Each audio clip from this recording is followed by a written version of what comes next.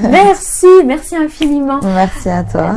D'accepter cette invitation pour pouvoir répondre à de nombreuses questions que nous avons à propos des capteurs. Tu as préféré garder l'anonymat pour des raisons qu'on peut tout à fait comprendre absolument. Donc c'est pour ça qu'on ne voit pas ton visage et que je ne vais pas dire ton prénom. Commençons tout de suite les questions. Déjà, voilà, le captage, le fait de canaliser des djinns, c'est une faculté qui n'est pas donnée à tout le monde. Est-ce que tu peux nous expliquer? Bon, la première chose déjà, le captage, c'est le fait d'attraper les djinns. Donc les djinns, ils rentrent dans le corps à travers les brèches. Donc il y a les brèches qui sont formées, on va dire, par plusieurs raisons, comme la sorcellerie, le mauvais œil, les péchés et les états d'émotions intensifs, des grosses colères, des grosses déprimes ou des grosses joies. Et ben ça va faire des petites brèches qui permettront au djinn de rentrer dans le corps. Donc après, plus les brèches sont grandes, et plus ça permet au djinn de venir et de rentrer en grande masse. D'accord? Donc les djinns se déplacent en général par centaines ou par milliers quand il y a de la sorcellerie. Après, si c'est par exemple une personne qui met pas, on va dire, le hijab, qui se déshabille sans dire bismillah, et ben même chez vous, si vous êtes tout seul et que vous dites pas bismillah en vous déshabillant, ça peut, s'il y a des djinns autour dans la maison, ça peut attirer des djinns amoureux. Il y a des millions de gens qui font ça. Donc ça veut dire qu'on est tous plus ou moins... Oui, parce que c'est pas seulement les péchés ou bien c'est pas seulement le mal qui fait rentrer les djinns. On peut être quelqu'un de correct, etc., d'avoir un bon comportement, des bonnes protections, etc. Mais même avec des états de colère, ça peut arriver à tout le monde d'être triste, ça peut arriver à tout le monde d'avoir des grosses états de joie. Du coup, les djinns, ils peuvent en profiter. Mais bon, c'est des petites brèches, ça se referme rapidement, ne serait-ce qu'en faisant la prière, en faisant l'ozo, les actes d'adoration, ça va déjà nettoyer, fermer les brèches. D'accord. Alors quand tu dis brèche, c'est des auras en fait, c'est un corps énergétique en fait qui est au-delà de nous et c'est des trous par lesquels du coup... Ouais, on peut dire ça comme ça. On a déjà fait des expériences avec c'était des ondes ou non, c'était des chocs électriques ou bien je devais capter en même temps d'attraper des pods et mettre mes pieds sur un tissu mouillé et puis il mettait des coups de jus pour voir est-ce que ça agissait sur l'énergie des djinns. Et quand on a fait le captage, on s'est rendu compte que même le djinn, quand il devenait musulman, il y avait une énergie qui le repoussait du corps, comme ça, et qui sort petit à petit. Voilà.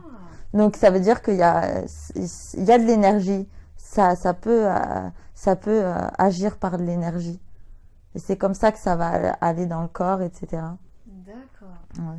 Donc toi, tu as cette faculté de contrôle, c'est-à-dire que tu sens quand ça vient, voilà, et quand c'est.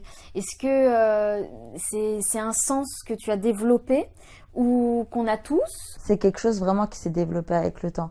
J'ai envie de dire qu'il y a des capacités qui sont physiques, comme on a dit, donc les brèches, l'énergie, etc.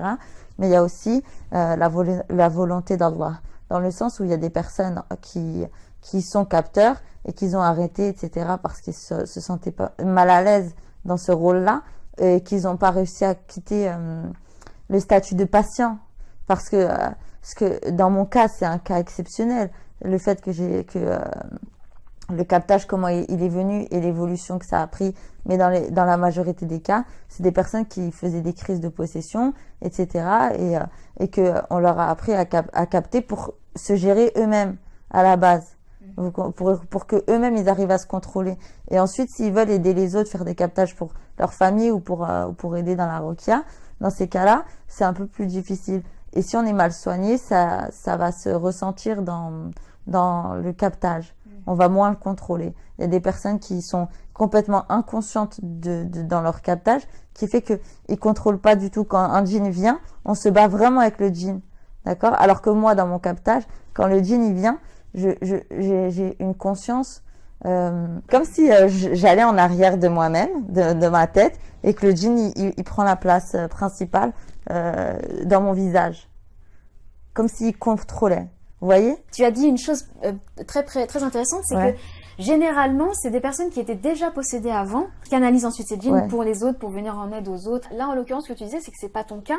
Oui, parce que je me rappelle que j'avais déjà essayé de faire le captage il y a des années de ça. J'étais en campagne de Rokia à l'île Maurice Et du coup, je voulais développer le captage parce que je venais juste de le connaître. Et du coup, j'étais curieuse, je voulais connaître ce que ça faisait, etc. Et du coup, j'ai essayé, mais j'ai pas réussi. Dans le sens où je sens les djinns qui rentrent en moi, mais je les sens pas monter. D'accord? C'est des termes que j'utilise, que dans la ruqya, on se comprend. Mais... Qu'est-ce que tu ressens exactement? Est-ce que c'est physique? Tu ressens quelque chose? C'est une énergie, en fait. C'est une énergie. C'est comme une contraction musculaire. Vous voyez? C'est une énergie quand ça rentre. Et souvent, ça rentre par le haut des épaules. Et je sais pas pourquoi, mais la majorité des gens qui viennent, ils sentent beaucoup une lourdeur au niveau des épaules, etc. Mais enfin bref. Et du coup, ça me fait des contractions. Et quand ça vient, ça contracte, c'est tout. C'est une énergie qui rentre. Ça, je le sens. Mais dans le captage, je le sens. Maintenant, en dehors de captage, je me déconnecte de ce monde-là. Voilà. Parce que c'est très important, la déconnexion aussi. Le fait d'être tout le temps dans la ruqya, dans le captage, etc. Il faut aussi savoir avoir un peu de recul pour nous protéger nous-mêmes. Parfois qu'on soit tout le temps à vivre comme si qu'on vivait avec les djinns. À la base, on est humain, on doit rester humain. Voilà. On reste dans notre monde. On va seulement dans le captage, dans leur monde, seulement pour des buts dans le sens de la ruqya. Si on fait pas la ruqya ou si c'est pas pour soigner, on va pas s'amuser à aller dans le monde des djinns, à revenir, etc. C'est quelque chose qui est vraiment dangereux.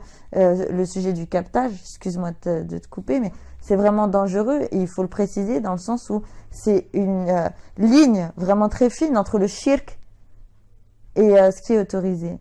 Dans le sens où, à la base, il faut qu'on s'en remette à Allah. D'accord? Le captage, c'est vraiment dans le but de soulager la personne, de lui faire du bien. Il y a des personnes qui n'arrivent pas à prier, qui n'arrivent pas à manger. Il y en a qui n'arrivent pas à dormir. Il y en a qui n'arrivent pas à avoir de relations avec leur partenaire, enfin, leur mari ou leur femme. Et c'est des cas comme ça où c'est vraiment les djinns qui les embêtent le plus. Dans ces cas-là, c'est vraiment pour les soulager et qui puissent justement, avec ce soulagement, pouvoir faire leur prière, commencer à faire le traitement, commencer à se dégourdir un petit peu. Et à travers justement la ruqya, qui est le plus gros du travail, ça va être vraiment le traitement, le plus gros du travail, parce que la ruqya, etc., ça va être violent sur le coup, beaucoup plus que le traitement, enfin peut-être pas beaucoup plus que le traitement, mais ça va être violent sur le coup avec la hijama, la ruqya, le captage, etc. Mais après, c'est surtout sur du long terme aussi qu'il faut se battre au quotidien et tous les jours pour que vraiment la sorcellerie a diminué. Et donc le captage, c'est essentiellement pour un soulagement. Maintenant, par exemple, on va donner des chiffres dans le sens où on va demander à peu près il y a combien de djinns, il y a combien il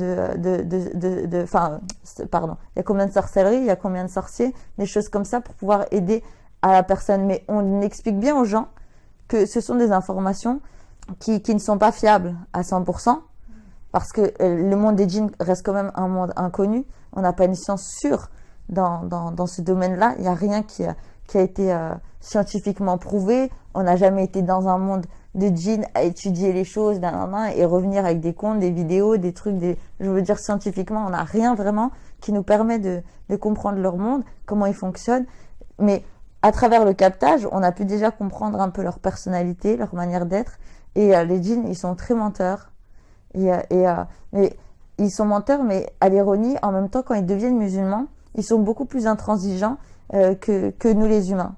En tant que musulmans, on va se permettre de faire tel ou tel péché ou de manquer à certaines obligations, alors que eux, pour eux, s'ils font ça, ça les fait devenir noirs directement, ils sortent de l'islam. Vous voyez, c'est beaucoup plus strict chez eux qu'un peu chez nous. Vous voyez? D'accord. Et pour revenir à ce que tu disais, donc voilà, c'est pendant juste le captage avec une finalité très précise, un objectif à atteindre, voilà, pour venir en aide aux personnes. Ouais. Est-ce que toi, au quotidien, tu es amené à... C'est-à-dire, si tu te laves, si tu t'habilles, est-ce que tu es amené du coup aussi à les voir ou tu fermes complètement tes brèches et tu gardes une vie normale en dehors? Alors, en dehors de la ruqya, j'ai ma vie qui est normale. Maintenant, à certaines périodes, ça va être plus ou moins par rapport à ma spiritualité ou bien par rapport aussi à mon mental. Qui fluctue. Voilà. Il y a des moments où on est fatigué psychologiquement, etc. Ce qui fait que ça permet au djinn de m'attaquer plus, de me toucher plus qu'en temps normal. Maintenant, certains jours, oui, j'ai du mal à dormir, des choses comme ça. Je sens les djinns qui m'attaquent, qui tournent autour de moi. Il y en a qui me parlent, qui me laissent pas, qui m'embêtent un petit peu.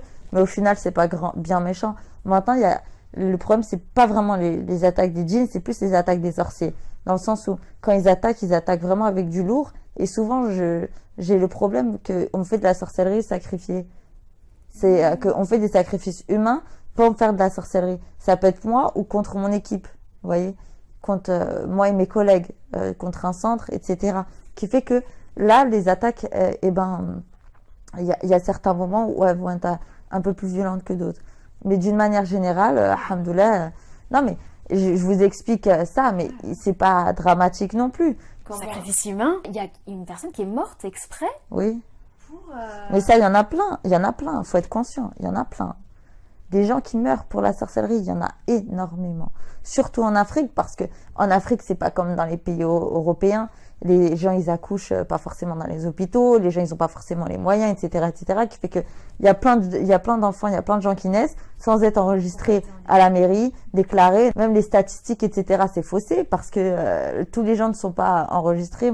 Et du coup, c'est très facile pour eux de prendre des enfants, de tuer des gens, de faire disparaître les gens. Alors qu'en France, quelqu'un qui disparaît, surtout si c'est des enfants qui disparaissent à la crèche ou qui disparaissent à droite à gauche, ça va directement faire des enquêtes, etc. C'est beaucoup plus compliqué en France. Mais en Afrique, etc., c'est agib. Franchement, c'est agib. Et c'est ce qui est triste, c'est qu'il y a beaucoup aussi de musulmans qui sont touchés par ça. Parce que on a été en campagne en Afrique du Sud. Et puis, il y avait des écoles pour les madrasas, etc., pour les enfants. Et puis, il y avait beaucoup de prospectus sur l'avortement là-bas. Et puis, ce qui m'a marqué, c'est que surtout dans les captages, etc., il y avait énormément de djinns qui poussaient dans la pédophilie, dans tout ce qui est sacrifice d'enfants, etc., etc. Et la pédophilie dans les madrasas, il y a quand même une présence. Je dis pas que c'est une majorité, hein, mais je dis qu'il y a des présences, etc., dans les orphelinats. Entre garçons, il y a beaucoup de choses qui touchent aussi les musulmans. Et il faut que les gens ils soient conscients. Et il faut que on s'aide. C'est à nous, en tant que musulmans, c'est à nous d'avoir le devoir de prévenir l'autre. Si la majorité que j'ai pu rencontrer de mon expérience, je dis bien, qui font les talismans, etc., c'est parce qu'ils suivent aveuglement leurs imams, ou bien les traditions, les traditions, ou bien leur famille, ou bien les ulama, des choses comme ça, alors qu'ils sont dans un égarement total avec les ta'wiz ou bien d'autres pratiques qui sont du shirk, et ça c'est clair pour tout le monde, il n'y a pas de divergence là-dessus. Le fait de demander protection avec des chiffres qui représentent des djinns et des noms de djinns, c'est absolument pas islamique, c'est absolument pas sunna. Donc la gravité, ils s'en rendent pas compte, et donc beaucoup suivent comme ça, un peu comme des moutons, j'ai envie de dire, parce que bon, moi j'arrive pas vraiment à comprendre, parce que de nos jours on a beaucoup internet, on a plein de choses pour nous aider à comprendre l'islam. Même les gens qui sont convertis, ils vont regarder qu'est-ce qui est l'islam, qu'est-ce qui est autre chose, shirk, etc. Bref, en tout cas qu'Allah nous aide et qu'Allah nous guide, mais en tout cas c'est à nous de faire justement les préventions pour ces gens-là qui sont dans le shirk sans le vouloir dans leur cœur. Parce que dans leur cœur, ils sont sincères envers Allah, mais dans leurs actions, ils font des choses qui sont complètement incohérentes. Et ça, c'est dommage. C'est dommage. Sur la vidéo où on te voit donc faire ce captage avec Cher Ben Alima, alors physiquement, voilà, déjà sur le plan physique, tu es sage, voilà, tu es tranquille, tu es assis sur ta chaise normale, et puis quand ça commence à venir, voilà, tu as une respiration qui devient bruyante, tu hausses les épaules, je décris un petit peu les gestes que tu as, tu as les yeux fermés aussi, ou alors quand ils sont légèrement ouverts, c'est que blanc, on voit pas tes pupilles, et puis tu fais des gestes aussi voilà, donc c'est un peu toujours les mêmes gestes, donc tu t'es fait des nœuds, voilà, au niveau de stopper des pactes, tu fais comme ça. Non, en fait, puis... quand je fais comme ça, c'est... Voilà, alors quelle est la signification de tous ces gestes? Quand je fais ça, ça veut dire que je détruis la sorcellerie, les pactes, les choses comme ça. Et quand je fais ça, c'est quand je vais tuer les sorciers quand ils viennent devant moi. Donc des djinns? Non, humains. D'accord, mais c'est symbolique. Oui, bien sûr, c'est symbolique. Oui, bien sûr, c'est symbolique. Même détruire la sorcellerie, ça reste du symbolique. Parce que c'est vraiment les traitements qui vont le détruire, c'est pas beaucoup dans le captage. Voilà, ça, c'est quelque chose de très important à préciser. C'est que, ok, on a les informations qui nous sont données par le djinn et on peut nettoyer une fois avoir converti le djinn, à l'envoyer nettoyer ce qui a été fait, mais ça n'économise absolument pas le travail pour la personne en question, la victime, de se purifier, de se nettoyer avec de l'eau coranisée, avec des versets coraniques. C'est l'erreur que beaucoup de patients font parce qu'ils pensent que beaucoup.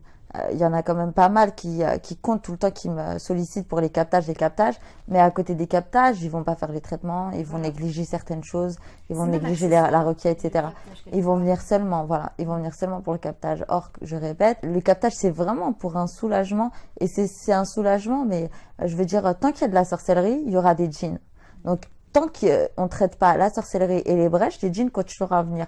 Donc même si je captais une personne, je reste en train de capter 24 heures sur 24, les djinns, ça va pas s'épuiser aussi facilement que ça. Ils se reproduisent beaucoup plus vite que nous, ils sont beaucoup plus nombreux et peuplés que nous. Il y a beaucoup plus de monde, de dimensions, etc. C'est vraiment beaucoup plus vaste que notre monde à nous.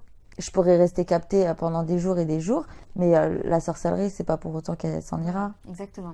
Ça économise pas. Donc il faut que la personne pratique tout le protocole que vous retrouverez dans la vidéo Se soigner soi-même, que je vous invite à aller voir. Et tu fais aussi, réveiller les dormeurs. Un moment, ils te demandent. Qu'est-ce que ça signifie, ça? En fait, je tape dans le sol. C'est pour faire trembler le sol. En fait, je fais juste le mouvement, mais c'est le sens du verset qui fait tout. C'est le verset qui fait tout. Moi, juste, je vais, avec mon intention, je vais taper. Et en faisant ça aussi, les djinns qui se convertissent, avant que le captage finisse et qu'ils partent, ils vont taper avec moi aussi le sol pour aller chercher les dormeurs. Ils vont m'aider en même temps que je le fasse, en fait. Parce que eux, une fois qu'ils deviennent musulmans, ils vont avoir le réflexe, la majorité du temps, d'aider la situation. Pas forcément avec la personne, mais d'aider la situation qu'ils ont causée. Donc soit en attaquant les sorciers, ou bien en attaquant les djinns, etc. Ou bien en restant dans les alentours de la personne. Il y en a qui restent comme ça, mais bon, généralement, ils vont attaquer les sorciers. Pendant ce temps-là, donc les versets qui sont récités à ce moment-là, ils sont jamais au hasard. Non, c'est des versets clés, bien sûr. Voilà, il y a un rôle qui est fait par le verset coranique que tu entends. Bien sûr. Ces versets s'adressent directement aux djinns, en fait. Exactement. Et ils comprennent l'arabe? Bon, c'est compliqué parce que je peux pas généraliser. On est plein de capteurs différents, mais il y a des capteurs, les djinns viennent, ils comprennent des langues ancestrales, des choses comme ça. Bon, avec moi, non. Moi, ils comprennent que ce que moi je comprends. Dans le sens, quand je parle avec quelqu'un, mais le Coran, sans même le comprendre, ils voient l'effet du Coran. Donc, n'importe quel djinn, n'importe quelle langue, même il est muet, même il est sourd, il y a l'effet du Coran, il va le sentir, il va le voir.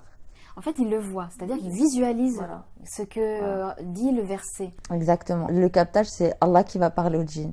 On est vraiment que des outils, quoi. C'est comme si j'étais une boîte vide, on la remplit, on la vide. Elle se remplit, elle se vide. Je suis juste, on va dire, un outil pour permettre justement aux pilotes donc de lire le Coran pour parler donc aux djinns, donc pour qu'ils se rendent compte du Coran, d'Allah, etc., de la vérité, et qu'ils partent. Le but, c'est ça. Après, il y en a qui meurent, il y en a qui sont hypocrites, qui vont se cacher en disant qu'ils sont musulmans alors que c'est faux. Il y a des djinns amoureux, des choses comme ça. Et ça va être du cas par cas, et là, on va changer les versets pour adapter par rapport aux djinns. D'accord. Et c'est ça qui est d'ailleurs stupéfiant, c'est qu'ils visualisent et qu'ils disent, qu'ils racontent ce qu'ils voient, et c'est ce qui fait augmenter la foi, ce que disait Cheikh Benaïma. Ça, c'est sûr. Et c'est extraordinaire, et c'est d'ailleurs plus parlant pour les gens que des simples discours de dire ne faites pas le shirk, etc. C'est comme une preuve physique parce que ça nous est apporté par le monde de l'invisible. Bien sûr. Et puis ça m'est arrivé, par exemple, de tomber, comme vous dites, sur des personnes qui se rendaient pas compte qu'ils avaient des taouïs, mais qui se rendaient pas compte que dedans il y avait... ils comprenaient que c'était pas sunna, mais ils voyaient pas le mal non plus là-dedans. Et c'est avec le captage qu'ils ont vu les djinns et ils ont compris, parce que quand on est sur place et quand on regarde par vidéo, c'est complètement différent. Par vidéo, on va penser tout de suite à un trucage, on n'a pas la sensation, quand le djinn est sur place, l'atmosphère qu'il y a autour. Parce qu'il faut savoir que quand on capte, ça se sent vraiment autour. Les gens qui sont autour de nous, qui sont assez sensibles, ils vont le sentir. Ils vont le sentir, les djinns arriver en masse. Oui, ça va se sentir. Parce que c'est vraiment une grosse boule d'énergie qui vient. Ou par exemple, ça nous est déjà tous arrivé, je pense, de marcher dans des ruelles. Ou bien un moment de se dire, ouais, c'est bizarre, je sens une présence, quelque chose, nanana. C'est des choses que, même si le djinn, il a rien à voir avec toi, il te connaît même pas. C'est juste qu'il va se poser, il va vivre dans des endroits un peu obscurs comme ça. Toi, tu vas passer, tu vas sentir un peu mal à l'aise. Ça peut se sentir comme ça aussi.